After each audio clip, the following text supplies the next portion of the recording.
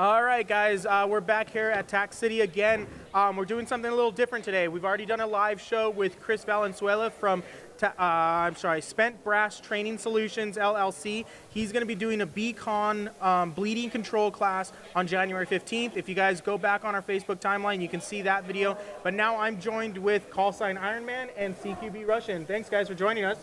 What's up, brother? How's it going, guys? So our first one was a little bit more tactical or technical with the medical side. We're going to talk airsoft now. So we're going to talk, and we're going to kind of start off. Usually what we start off with is how, your guys' stories on how you got started, because that's what we start off with everybody on the show, how we kind of got started with it. So Ian, for everybody who doesn't know you, how'd you get started in airsoft? Well, when I first started about, I guess, 4 or 5 years ago, I was playing paintball for 20 years, and oh, shut up. And I played woods ball. I played tournament, which is, I guess, equivalent to tournament ball would be like your speed soft. Woods ball would be like your milsim. So I was already familiar with both sides of that and how to play both of that. And then a friend of mine got me into airsoft, and of course I was just like any other paintballer. I was making fun of airsoft, right? And then I got into it. And I'm like, oh. You don't have to lob your BBs at people. You can like fire straight at them. It's cleaner too. Yeah, I don't really care about the dirt. Airsofters always worried about yeah. I mean, paint washes off. Everyone's always worried about getting dirty or getting paint on. They're like, oh my god, my gears. Like, shut up. When you get in your car, that's when you get your car dirty. Yeah, well, you just throw it in a bag. You're good to go. That's me. That's 20 years of dealing with it, so I don't really care. So we started a team. We started playing. That's kind of how I picked up my sponsors that I've had for all those years, and then the rest is history, I guess. That's pretty much it. And now I do a lot of milsim stuff and then the CQB we here see at you Tac out City. here pretty regular here. So Russian, we're going to hand the mic over to you. Russian, how did you get started with this? I was... We'll have you hold it like that because you're muffled. Right up. Yeah. There you go. You're good. That's how you hold a microphone. I want to be a rapper, bro. We're not rapping today. We're just talking airsoft. I was in the neighborhood. Well, actually, my son is the one that got me into this. Does your son still play, or now it's just No, he got married. He has a kid now. That doesn't mean anything. You still play. Yeah, but he's kind of too busy. I was just watching TV. He keep bothering me. And one day I say, okay, let's go and do it. Next day, I went and buy my $4 Bolter M4. And since then, I've been playing for about 3.5 years. For some of you, they don't know, I used to be SYG. Oh. I'm one of the original SYG members. I did not know that. Yeah. Really? Yeah. I'm pretty fresh to the whole airsoft thing. I don't know. I meant really. No, you know, the first time I actually played against, he was really fast. And I go, that old guy out there cannot be that fast. And it's like, no, I'm just messing with you. But Yeah. I did not know that you were part of SYG. That's cool. I know I'm 53, but I can still I didn't even run. know you were. Oh, wow. That's impressive. I'm so happy that you're out here playing it at your age. I'm not knocking you. I know. Yeah, Hey, you move great for a guy. yeah, I don't mind, Hey, I like it, and I just got hooked, and since then I've been playing, and for some reason or another one, I mean, people start liking me, and I don't know. Another thing, CQB Russian, one of the guys, I'm gonna give credit to Ramon from SYG. He's the one that started calling me Russian. Okay. So cool, the credit goes to him, and everybody start calling me Russian, but that's the way I started, Awesome. So we always want to start off when you got new people on the show, learning about how you guys got started. That's great to hear. That's actually really exciting. I still have a long life in airsoft. Like, if you're still out there playing, I know Japan has a long life in airsoft. It tends to be more of an older crowd in Japan playing airsoft than the younger crowd. But I was always worried, like, man, I'm gonna be the old dog on the field. No one's gonna. But that's really cool to see you out there playing. And I mean, you outrun me, man. That's the truth. You outrun me when you're out there. I might be old in age, but I'm a youngster in airsoft. Awesome. So I'm still a baby compared with these guys. So if you guys are just joining us for the live stream, we're here with callsign Ironman and CQB Russian. We're going to be answering any of your airsoft questions. We are actually trying something new. We did an earlier show out here on the ref tower, so we're doing another one today also out on the ref tower, and it's been fun so far. I mean, we're seeing some of the gameplay going on right now. If you guys have have questions. I've got here PD Reyes saying, "Sup, fellas." What's up, PD? And Manuel Tadeo. I'm sorry if I'm butchering that. Awesome to both of you guys. So real cool to see that.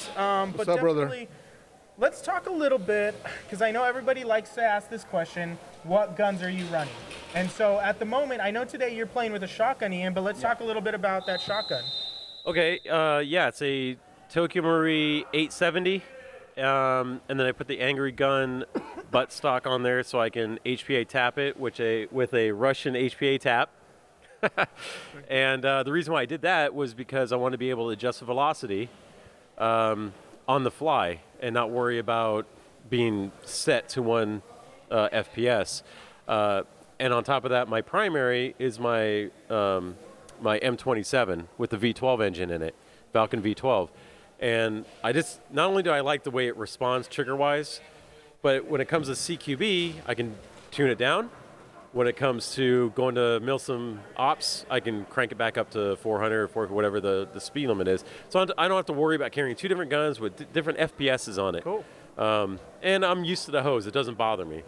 You know? We've had that discussion a couple times on here about the HPA or AEG. I still haven't made that transition to HPA. I still do not like that hose. I've run a couple people. It gets annoying for me, but you have to get used to it. And definitely, and we'll go over to Russian because you're known for the hose, because you actually transformed the airsoft world because of that tap that's in all these pistols now.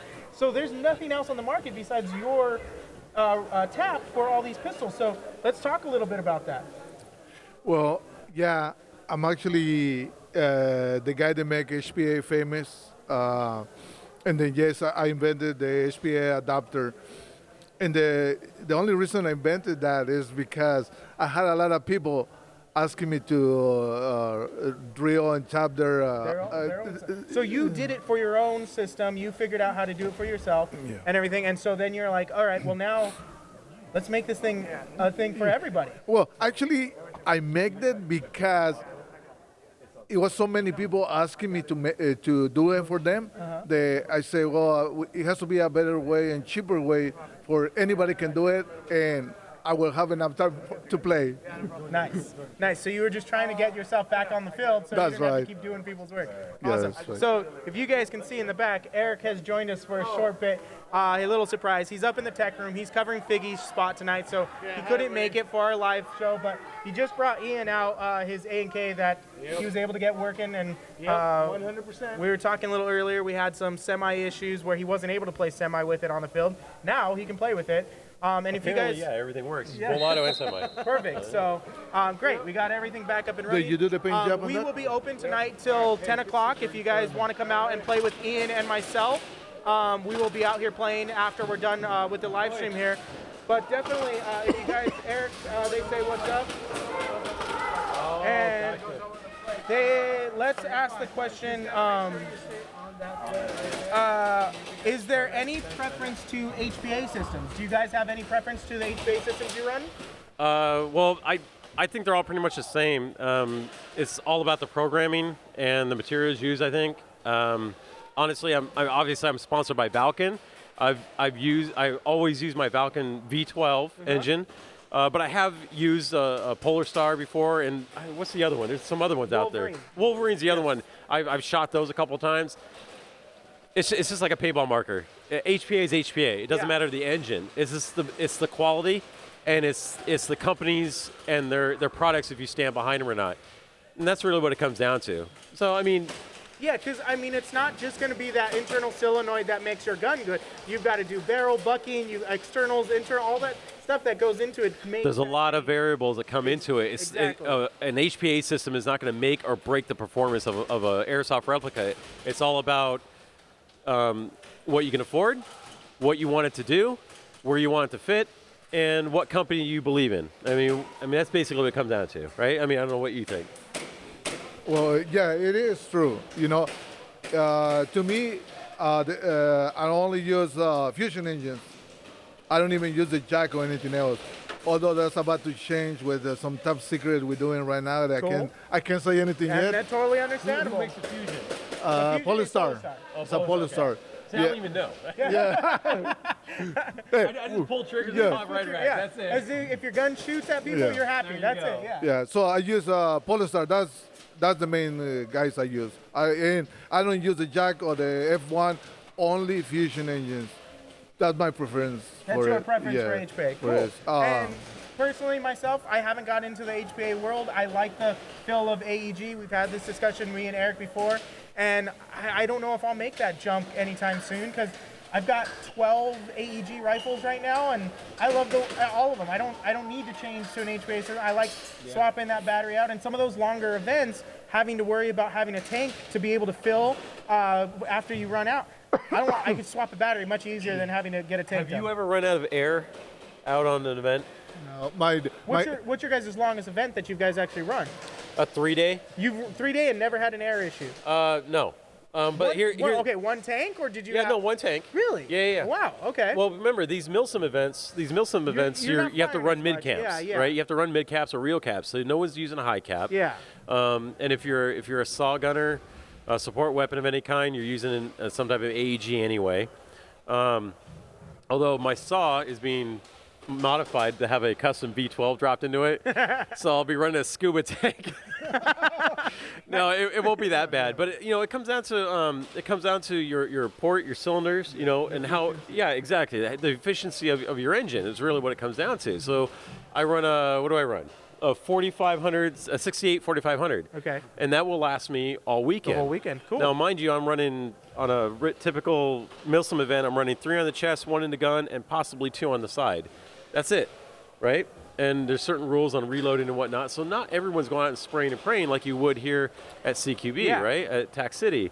Not that everyone does that here. No, but you can very easily on a day here go through 1,000 rounds very easily. I could very easily run through my tank. Yeah, and that's pretty easy to do on this because the engagement, there's a much quicker engagement happening here. Where I know at some of the Milsim events when we get out to them, you're not always firing that weapon. You're doing a lot of walking. Yeah. You're doing a lot of clearing buildings. That's where that Pokemon Go, sitting in the back pocket. You get that extra steps going. You're that guy. I'm that guy, right? I'm still going for me. I still enjoy it. Well, okay, so to get back to the AEG versus the HPA real quick, I love having an AEG. The problem I have with the AEG is waiting for that piston to go back and forth. The zip, it's zip, not that trigger response is not quite exact the same. Right, Yeah. and so with the HPA, I'm just so used to it, 20 years, shooting those paintballs, right? It's just click, click, click, click, click, click, click. Yep. If I wanted to. Most of the time, I'm not shooting that fast, but if I want to, I want to be able to. With AEG, it feels like I have to be a little slower. Now, I know there's companies out there, private companies that like Umbrella. They'll do AEGs where it feels like an HPA system, right? I'm sure there's other people that do that too. I'm sure you guys can do it here as well. But for the most part, an AEG right out of the box, this feels a little slower, which I'm fine doing. I'm not high speed by any means, right? But HPA just feels more comfortable to me. I don't know, what do you think? The only reason I changed to HPA is because I had a high rate of fire, and I used to burn pistons and motors. And when the Polestar came out, so I changed to that because of that reason. When the one thing safe to say, because you both have been in the sport for quite a while, you guys have seen the changes in the sport and the way it's evolved and how things work. Because the first version of Tac City is not the same version of Tac City today. There's a whole different style of play. There's a whole different mentality that's going on here. Where I know I've heard the stories from some of the veteran players that have been.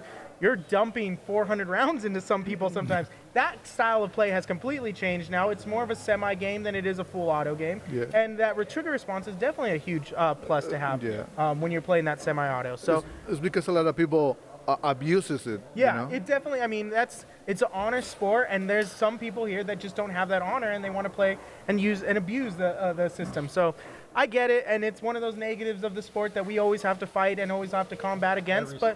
Every sport does, and I know we're always going to hear that back and forth. But as long as in the end of the day, if you guys are having fun, you guys can out there. It doesn't matter what you're playing with. I've seen some people get pwned with a little Springer gun out here. Springers. I love these Springers. Best, right? Yeah. So it's all about having fun out here. And yes, some people will spend $2-3 grand on a system, and we're all guilty of having some really nice guns. I will definitely say we all have some really nice setups. But we'd all definitely know, like, hey, we're out here to have fun. That's what it all comes down to. Yeah, that's the reason I play. I play to have fun. I'm not here to injure anybody. Yeah. To not make anybody bleed. I'm here to have fun and make more people have more friends and all that stuff. You know. Yeah. People that have something in common. You know. I'm not here to hurt anybody. Yeah, we're all here just to enjoy. We all started, for the whole thing, we were having fun with this. We want to continue having fun with it. We want to keep playing this sport as long as we can, and it's so exciting. I'm just about a year into this sport now, and like I've gotten way deep into it really quickly. How did you start? I started because my day job sits me in front of a computer editing all day. And so editing? Yeah, and so I needed something. I didn't want to play video games. All my friends were saying, get on video games, we can play all night. But you're already sitting in front of a computer. That's exactly it. Right. I wanted something different. And back in high school, I used to have Springer guns, and we played in the backyard. Sure. There was actually a time where I did a report on it for school. We had a bunch of boxes for my dad's work. We set up fake forts in the backyard, and we had fun. But I never had the money to buy really nice stuff. So once I had a full-time job and I was doing I'm like, game on. Game on, exactly. So I was like, let's get some cool things.